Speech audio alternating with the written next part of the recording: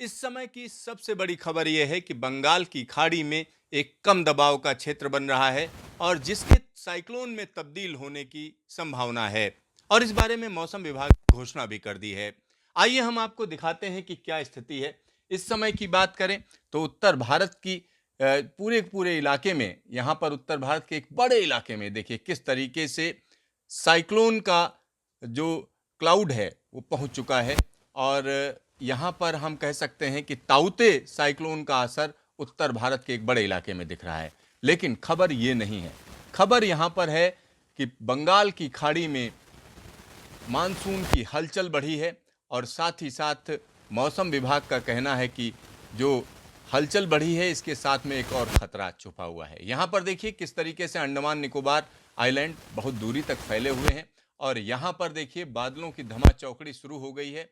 और इसी के साथ मौसम विभाग का कहना है कि यहाँ पर एक कम दबाव का क्षेत्र बनने जा रहा है और कम दबाव का क्षेत्र बनने जा रहा है, इसको हम आपको दिखाएंगे कि किस तरीके से ये बन रहा है और किस तरीके से हवाएं वहां पर पहुंच रही हैं। लेकिन उससे पहले आइए देख लेते हैं कि मौसम विभाग ने क्या कहा है। तो मौसम विभाग की बात करें तो मौसम विभाग ने घोषणा कर दी है अब से थोड़ी देर पहले कि likely formation of a low pressure area over north Andaman sea and adjoining east central bay of Bengal around 22 में। तो 22 मई को कम दबाव का क्षेत्र बन जाएगा और उसके बाद ये साइक्लोनिक स्टार्म में तब्दील होने की पूरे चांसेज हैं। यहां पर साफ साफ कहा जा रहा है कि south west monsoon is very likely to advance over south Andaman sea and adjoining south east bay of Bengal around 21 में, यानी 21 मई तक अंडमान साउथ अंडमान सी में मानसून पहुंच जाएगा। और इसी के साथ जो हवाएं हैं साउथ वेस्टर्ली विंड वो बहुत ज़्यादा स्ट्रांग हो जाएंगी।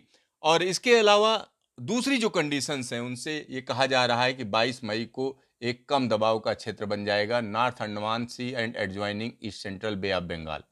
और इसके बाद यानी 22 मई को बनने के बाद 72 घंटे के अंदर ये साइक्लोनिक स्टार्म बन जाएगा। और एक और खास चीज है, जब ये साइक्लोनिक स्टार्म बन जाएगा तब इसका नाम साइक्लोन यास होगा। और ये नाम जो है ओमान ने रखा है, ये नाम पहले से रखा जा चुका है। तो साइक्लोन यास बनने की पूरी संभावना है, मौसम विभाग का कहना है ये।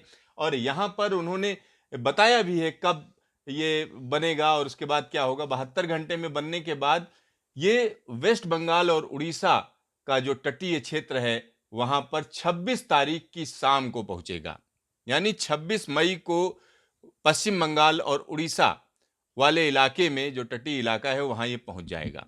और इसके चलते क्या क्या होगा, तो 22 और 23 तारीख को अंडमान निकोबार में लाइट टू मॉडरेट रेन होगी। उड़ीसा पश्चिम बंगाल एडजॉइनिंग असम और मेघालय में 25 शाम से यानी 25 मई की शाम से बारिश में जबरदस्त तरीके की बढ़ोतरी होगी। कहां कहां, उड़ीसा पश्चिम बंगाल और असम और मेघालय में 25 मई की शाम से बारिश जबरदस्त तरीके से बढ़नी शुरू हो जाएगी। और 21 मई के आसपास यहां पर जो हवाओं की रफ्तार रहेगी 40 से 50 kmph। और ये पूरी की पूरी घोषणा की गई है। यहां पर एक और गजब चीज कही गई है कि अंडमान सी और adjoining east central bay of Bengal में 23 मई को 65 kmph की गस्टिंग वाली हवाएं चलेंगी और साथ ही साथ इन हवाओं की रफ्तार में तेजी आती चली जाएगी। 70 kmph की गस्टिंग हो जाएगी 23 तारीख को और उसके बाद 24 और 26 को बहुत तेज हवाएं हो जाएंगी। North bay of Bengal and along and off Orissa west Bengal Bangladesh coast पर हवाओं की रफ्तार बहुत ज़्यादा हो जाएगी 25 से 27 मई को। तो ये वार्निंग दे दी गई है और कहा गया है कि पूरे इलाके को सतर्क रहना है, पूरे इलाके को सतर्क रहना है। तमाम यहाँ पर जो एक्टिविटी हैं, खासतौर पर मछुआरों को मना किया गया है कि अब वो समंदर में ना जाएं, समंदर से दूर रहें।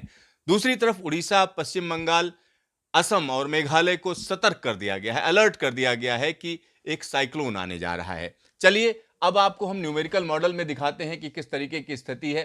तो ये स्थिति हम आपको 21 तारीख की दिखा रहे हैं। यहाँ पर मानसून पहुंच जाएगा, यानी बे ऑफ बंगाल में खासतौर पर साउथ अंडमान सी में मानसून पहुंचने की घोषणा कर दी जाएगी। और उसके बाद यहाँ पर देखिए किस तरीके से एक लो प्रेशर एरिया बन रहा है। ये देखिए हवा घूमने का जो इंडिकेशन है, ये एरो जो है ये हवा को दिखाते हैं और आसपास का जो कलर है, जो ब्लू कलर है, यहाँ जबरदस्त ज्यादा बारिश है ब्लू कलर का मतलब है 7 से 13 सेंटीमीटर की बारिश और हरे रंग का मतलब है 2 से 4 सेंटीमीटर की बारिश। चलिए 22 तारीख को लो प्रेशर एरिया बनेगा, उसके बाद ये ऐसा अनुमान है कि अगले 24 से 72 घंटे में ये साइक्लोन बन जाएगा और उसके बाद इसका मूवमेंट शुरू हो जाएगा। ये देखिए, तो ये मूवमेंट होगा और ये मूवमेंट कहां होगा? ये सीधा सीधा ये कहा जा रहा है कि उड़ीसा और पश्चिम बंगाल पहुंचेगा। तो उड़ीसा और पश्चिम बंगाल को सतर्क रहने की जरूरत है। ये देखिए, और ये लगातार सिस्टम जो है मजबूत होता चला जाएगा, लेकिन इसके साथ दूसरी चीज क्या होगी कि मानसूनी हवाएं पूर्वोत्तर भारत में और ज्यादा तेज हो जाएंगी। मानसून की हवाएं देखिए, इसका बड़ी तेजी से विस्तार होगा और उसके बाद ये साइक्लोन हम कह सकते हैं पश्चिम बंगाल पहुंच जाएगा। तो ये एक खतरनाक स्थिति बन रही है। मौसम विभाग का कहना है कि इस तरीके से जो साइक्लोन बनेगा इसकी दो खासियत होंगी। पहली चीज है मानसून की ताकत इसमें जुड़ जाएगी। दूसरी चीज है कि जो साइक्लोन या कम दबाव का क्षेत्र कभी भी जब बे ऑफ बंगाल में मानसून के दौरान बनता है तो मानसून को आगे बढ़ने में काफी मदद करता है। तो ये मदद भी होगी कि पूर्वोत्तर राज्यों में मानसून पहले पहुंच जाएगा। साथ ही साथ पश्चिम बंगाल और उड़ीसा के लिए वार्निंग है, एक तरीके से वार्निंग है कि एक साइक्लोन आने जा रहा है जिसका नाम यास है और इस पर लगातार नजर रखी जा रही है। मौसम विभाग का कहना है कि इसके बारे में समय समय पर बुलेटिन जारी किया जाएगा और जो राज्य हैं उनको अलर्ट कर दिया गया है। तो देखते रहिए न्यूज स्टेशन, फिर मिलेंगे दोबारा।